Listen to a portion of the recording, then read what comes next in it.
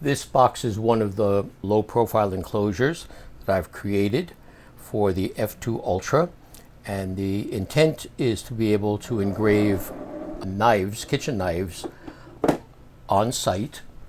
And so this is 12 inches from here to here, and this snuggles in to notches on the side, and these doors open.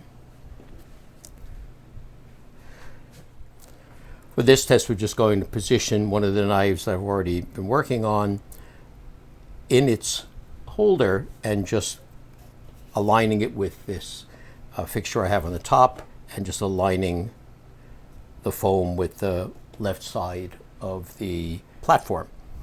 And I'm going to take this door, bring it down, this door, bring it down.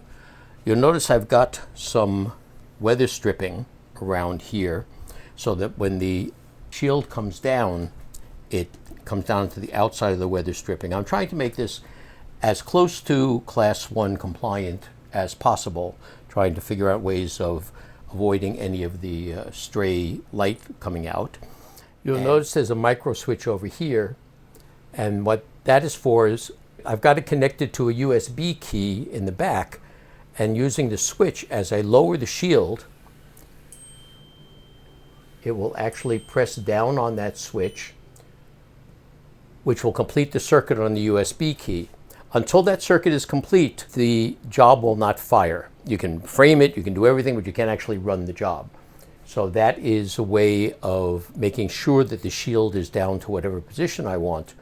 The height of the switch is adjustable with 2 little screws, and I put in feet in the back here that are adjustable so that the back of the box can be raised if the table is not level, so that the switch will activate. The table I've got it on now tends to have the back sag a little bit, so being able to lift this up 1/8 of an inch was very useful. Now, looking at it from xTool Creative Space, this is an example of just outlining roughly where the object will go and roughly where the permitted area is for text or graphics. It can be wherever you want, but this way kind of setting it up as a template. And then it's already been pre-focused to see what the F2 Ultra's camera can see. You will see that it's seeing the knife in position, and then you would change the text. You would make whatever settings are necessary or go to preset settings.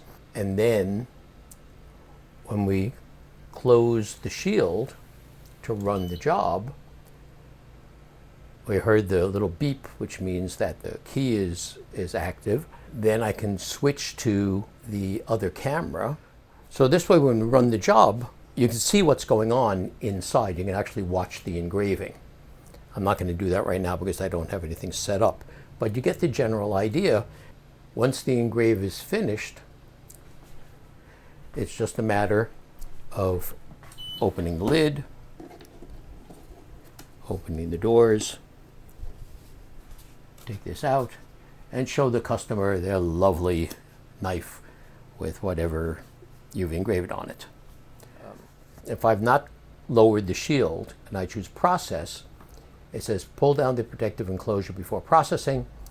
That message we can't suppress, but if I click on start, it says the operation access control key is not inserted. Please insert the key properly on the device.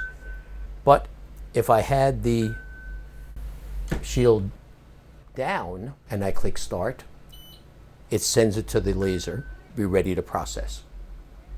So it won't let you run a job if the access control key is not there. I just raised the shield and it detected that the key is not plugged in. So we know that the key is preventing the job from running, which is exactly what that switch is meant to do.